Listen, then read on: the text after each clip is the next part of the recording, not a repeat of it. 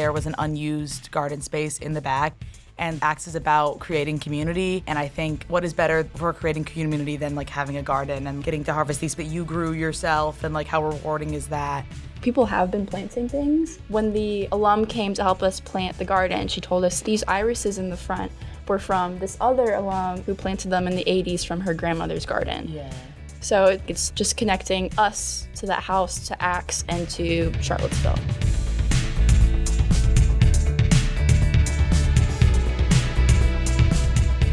When first coming to a big place, such as the University of Virginia, it can be hard to make connections and build community right away. When I first came to UVA, I went to the Fall Activities Fair, which is a club fair for all the student-run organizations at the university. I found 2 clubs that really sparked my interest. The first one was the UVA's Outdoors Club, which organizes a bunch of student-led trips like hiking, climbing, rafting, camping, and so much more. I was also drawn to a group called University Records, which is a student music resource club that puts on many shows highlighting student bands and artists. Through my involvement with both of these clubs throughout my first year of college, I was able to make great friends and feel like I belonged within the UVA community. This year, the Fall Activities Club Fair is on August 25th. If you are a student at UVA who wants to be a part of a greater community, you should check out these tables, which can be found along the UVA grounds at the South Lawn and the amphitheater. For today's episode of Pilot Projects, we got the opportunity to talk to 2 members of ACTS, the professional chemistry fraternity. They told us about how they use the project of building a home garden to build community both within their club and within the natural world at large. I'll let them introduce themselves. I'm Samantha Smith. I'm a rising 3rd year chemistry major with a specialization in environmental chemistry. I'm Simran Patel. I'm a rising 3rd year as well. And I'm also a chemistry major with specialization in environmental chemistry. So I'll let you guys take the floor first. Just tell me about your Jefferson Trust project. The title of our project, it was Blossoming Chemistry. Blossoming Chemistry. Beautifying the ACTS Garden. Yeah. So ACTS is a chemistry fraternity on grounds. We've been here for a while, and we have a house on Jefferson Park Ave. ACTS is a national professional fraternity with chapters spanning across the country. The first chapter was created in 1902 at the University of Wisconsin-Madison. The chapter at the University of Virginia was then formed 20 years later in 1922, making the current chapter over 100 years old. And in our backyard, there was 2 pretty long garden beds that someone put in many years ago. And the garden bed was bare, no soil, nothing growing. And it was kind of sad. It was falling apart, and we walked past it every single day. And I was like, oh, it might be nice if we had plants, maybe flowers or something. And I also knew I was going to be living in the house. And I was like, it would be really cool if we could garden and grow food and stuff like that. Our friend, Catherine, told us about the Jefferson Trust because she had gotten a grant with the Jefferson Trust because she has plants in the chemistry building. So she got a grant to buy more plants and just general soil supplies. And we were like, that is so cool. Do you think they would let us make a garden in the ACTS house? We were like, let's just try. Because at first we were like, is this going to work? Because at its core, it is just a CIO and it's a professional chemistry fraternity, but at the end of the day, it's just like a garden in the back of a house. So we were worried that they weren't going to bite, but they did. And it's been great so far. Catherine is also in ACTS, if you want to talk to her about her project. Keep an eye out for the episode with Catherine and the chemistry building plants coming out later this fall. So we went to Lowe's. Yeah, we went to Lowe's and we got soil. We got a crazy deal on soil. It was buy 3, get 3, which was so exciting because soil's expensive apparently. Who knew? It's quite expensive, yeah. So we got 24 bags of soil. Mm-hmm. It's a 24-foot long garden bed. Mm-hmm. We got chicken wire, a staple gun, because we had to reinforce the falling apart bed. Mm. We had an alumni come. She had tools and drills, so she was screwing boards in for us. And she helped us pour in soil, which was really nice and helpful. And then we went between Lowe's and Fifth Season Garden to get seedlings. We just ordered a compost bin. We still have to assemble it. Yes. But that'll be really exciting for making this long going so the soil is good. And it's also just, sustainable living to have compost So bin what plants right did at you our end house. up putting in your garden? So I wanted a mix of annuals and perennials so that next year there's still plants there. So we did a bunch of strawberry plants. There's 3 different patches of strawberries. I have a blueberry bush, blackberry bush, We have some herbs. Thyme, I think, is the only perennial right now. And we have basil, cilantro, tomatoes, which are like producing tomatoes, which is really exciting. We had cucumbers and zucchini. But we also have a friend at the Axe house named Phil. He's a groundhog, and he has broken in twice and eaten everything. And we've also got word that Phil perhaps has a son. And so we're worried that there's a family living under the house, which would be like catastrophic. Devastating. Catastrophic for our garden. It can be a community garden, but not for Phil, I fear. Yeah, it can be for us, but not for Phil. So yeah, he's broken in twice. And there was like mass damage. Yeah. We had lettuce too. He ate all the lettuce. They were looking really good. It was my fault. I should have come in and like harvested because they were looking so good, but it was just tempting him. So he went crazy and he broke in. But the first time he broke in, he ate everything, like even the strawberries to the ground, like the whole plant. But they popped back up. So I was not expecting that. That was really good. I do not think the cucumbers or zucchini will now recover since he last broke in like last week. Mm-hmm. What have you guys actually gotten to eat or use? I picked some cherry tomatoes a few days ago. I've also been picking like basil, cilantro, just add daily to my food. Phil ate the blueberries. Do you feel like a lot of the folks in there right now are focused on environmental stuff? Like just the current crop of your members? I think for sure. Yeah, I think more and more for sure. And I think a lot of it is because, and me in particular, I'm very outspoken about like environmental practices. Like if we're using styrofoam plates. It's important to me to know, is this recyclable? Are you able to compost it? Is it easier to like just reuse it? You know, I really try and preach that to other members. But this generation is more focused on the environment as it's more in our face. And, you know, we're the younger generation. I think this generation is more focused on how we can kind of help the environment and how we can preventative methods. And also UVA and Virginia in general is such a beautiful place. So I think a lot of people are really focused on like trying to preserve that because there's so many beautiful wildlife and beautiful trees and native species and also like the Shenandoah and stuff like that. Given that, when you're thinking about Phil, so sustainably living with Phil means that there are certain things that you probably won't do to Phil and his family. Right. What have you tried in order to work more collaboratively with Phil in order to keep Phil from eating all your stuff? The biggest thing has been reinforcing the garden. We have that chicken wire. We have staples. I think the last time he broke in, he got like under the chicken wire. Yeah, he like ripped through.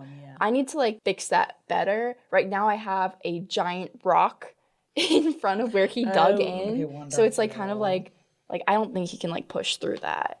I've heard a lot of things you can do. You can get like peppermint spray. We've tried peppermint spray. Yeah, we've tried peppermint spray. I think you can get like wolf urine and spray that. I've also heard from like my neighbors back home that they have little bottles of like ammonia and they put tinfoil and like poke holes. So the ammonia smell, like they don't like that. Yeah, I wouldn't either. Yeah, and as long as they're not drinking it. Like, Yeah. It seems like it would, yeah. Yeah, like put it, like hide it somewhere to like kind of scare them off. We have strawberries. We did this trick where you can like paint rocks as strawberries and put them near so that the birds peck on them and they're like, oh, that's not good. So then when you have strawberries, they're like not eaten. I genuinely thought those rocks were just like fun strawberries that we had painted and placed for aesthetic value. There was a reason. We had a giant scarecrow. But we took him down because he was scary for us. He was dilapidated and he really freaked me out. I did not like him. We did like a poll in like of all the members and some people were like, bring him back. And he was just like really scary. Especially at night when you're walking up those stairs. Mm-hmm. And then there's like just like figure. This like, yeah. He's looming. Not like him. We didn't like him. It's sad, but I feel like also it's whatever. Like I'll still get tomatoes because he doesn't like tomatoes. Yeah. He's just a guy. He doesn't like tomatoes. He doesn't like basil. He loved the cilantro. Oh, really? So that's Yeah. a very specific individual of animal. Right, he doesn't have the soap gene, of course. Yeah, yeah, exactly. He doesn't have the soap gene. Why is it important for you guys to have a garden at the house, especially one that has food and things that you can use? Currently at the house, there's 8 people living there, and, you know, it can get really hectic with storage space and fridge space and just, like, in general, having enough food to, you know, make 3 meals, and it just can get really crowded. And I also think that, like, there was an unused garden space in the back, and Axe is about creating community. And I think what is better for creating community than like having a garden and getting to harvest these plants and getting to make meals out of things that you grew yourself, and like how rewarding is that? So I think really it's just about building community within Axe And hopefully it'll inspire our neighbors at Jefferson Park Avenue to have a garden as well. Because there's really not a lot of backyard space. The garden, it's kind of almost hard to get to because it's up on a hill and it's just like this one flat area that we happen to have. And that's basically the whole of the yard. But like even in that tiny yard space, we have a pretty long, big garden bed. Yeah. It's 3x24 because it's a super narrow space, but we're still able to make the most of it. And then all around the front of the house, there's also flowers. It's actually really cool because the house has been there for so long. People have been planting things. Like when the alum came to help us plant the garden, she told us these irises in the front were from this other alum, Amory, who planted them in the 80s from her grandmother's garden. Yeah. So there's like a lot of really cool things like that. And I feel like it's just connecting us to that house, to Axe, and to Charlottesville. We asked them to explain how chemistry and the environment overlap. What I'm really passionate about in chemistry is how it applies to the world around us, the environment, stuff like that. I'm not really interested in medicine, although that's super important. But that's really what I'm interested in. I love nature, I love the outdoors, and sustainability is really important to me. The research I'm doing right now in the chemistry department, I got a grant for the summer for a research project. My project is using metal catalysts to recycle plastic into liquid fuels. So sustainability is like my whole passion, my purpose. I think chemistry is so broadly applicable that there are so many applications that you can use it within the environmental space. You know, there are so many things that you can do to make things more energy efficient. And I'm also not super interested in the medicine field, totally fine. But I love chemistry so much, and I love how closely it interlaps with the environment and how we are able to create these things. And we are able to get grants from like outside sources to people who like want more energy efficient ways to like make things. Currently, my group, I work at a different lab than Sam, but my group we're neighbors. My lab is working on trying to make a more energy efficient way to produce styrene, which produces styrofoam, which you could talk about how styrofoam is like bad in itself, but unfortunately like it will always be there and like it will always be produced, and it's very critical for society. And what is good is how plastic companies are now trying to find more energy efficient ways and ways that don't use as much heat to produce styrene in the first place. But I think that chemistry intertwines so closely with the environment, and there's so many ways that you are able to apply that in different ways. And I think that this garden is a very small way in which we're applying our chemistry knowledge. Yeah. I guess. Yeah, and I mean, you work for the Office of Sustainability. I do. Yeah. The Office of Sustainability is a branch of the University of Virginia that seeks to steward the built environment and natural resources on grounds through engaging in sustainability initiatives and discovering innovative climate solutions. Like, you know, like how big of a problem waste is Yeah. in climate change? Like just using our resources wisely and mitigating waste is so crucial. Mm-hmm. So that's another reason to have a garden. We're excited to have the compost system.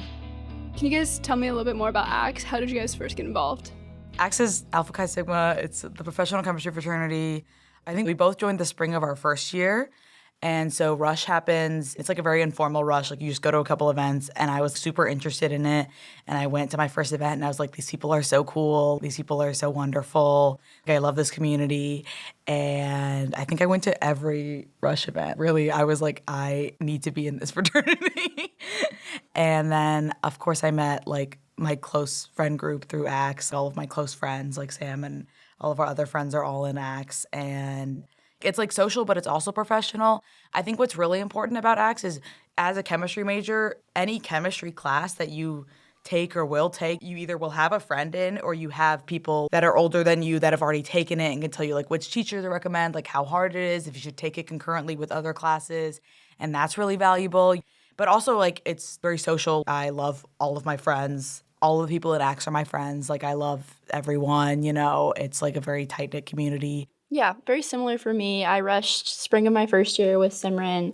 Rush was fun. It was like paint night, trivia night, PowerPoint night, just like fun, chill things. We do a lot of hiking, different outings. We have almost every meeting is at the house. I didn't have the same experience rushing Axe. I kind of was like, oh, I guess I'll go, because all of our TAs were in Axe from Orgo 1. Orgo 1 is a shortened way of saying Organic Chemistry 1, and it's a course that all chemistry students must take. All of our Orgo 1 TAs were in Axe, and they were like, oh, like, we're rushing, you should really come stop by. So I was like, okay, I guess I will. And I joined kind of later in the rush, so I only had like 3 events left, I think. Yeah. But the second I went, it was so fun, and I made instant connections to people. I think what convinced me to join was I met a 4th year who was majoring in environmental chem, and she was also doing a specialization in environmental thought and practice, which is a really cool program UVA has that's like an interdisciplinary look at the environment, politics, economics, and like how you can use those to address climate change. And I was taking some ATP classes, and they were amazing, so I was really interested in getting to know her. It's such a good network. Like, your TAs are in ACTS, your classmates are in ACTS, people who are going into similar fields are in ACTS, and you can see them going through the processes of like applying to grad school, applying to med school, and how they're successful. If there's a student listening that's in chemistry and wants to join, how do you suggest them getting involved? We have Rush in the spring. Mainly, we have some small events open to people in the fall. We do an ACS, the American Chemical Society at UVA, does an event with ACTS, and like that's a good way for students that aren't in ACTS to get involved in the fall. But our main rush is in the spring. It's normally February to April. There's 8 events, and you have to come to at least 3 of them. Super fun. Come get to know us. Even if you're not like the most interested, at least come to one event and just mingle. And if you don't like it, no worries. But if you do, we would love to have you. Just in general, if you're a rising first year, go to the fall activities fair and just walk around and just join any club that you're interested in. And you could always drop any that you like decide that you don't want to put your time into. That's what I did. It's so very rewarding, and it's so important to get involved with UVA early on because this is such a wonderful, blooming community with so many diverse and wonderful people. Yeah, I think for anyone else who's interested in the environment and sustainability, there are so many great organizations on grounds. Like, to think you're in the Office of Sustainability, you work with Seaville Solar Project. There's Morven Kitchen Garden. I love Morven. There's so many organizations and opportunities. Yeah, thanks for joining us. Absolutely. Thank you so much for having us. Yes, this is so great. Wonderful.